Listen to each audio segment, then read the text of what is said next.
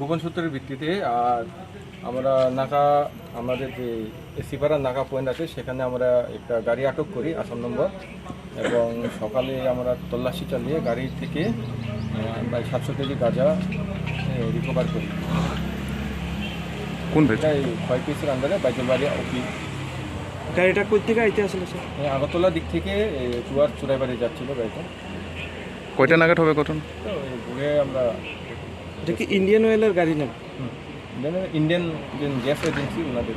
তো কয়জনকে কেউ ধরেছে? ওনাকে আটক করতে সক্ষম হয়েছি, এবং গাড়ির ভিতরে খালি সিলিন্ডার রয়েছে। তারা কনসার্ন আমরা কোম্পানিকে দেখা দিচ্ছি, তারা ধন্যবাদ দেওয়া হবে।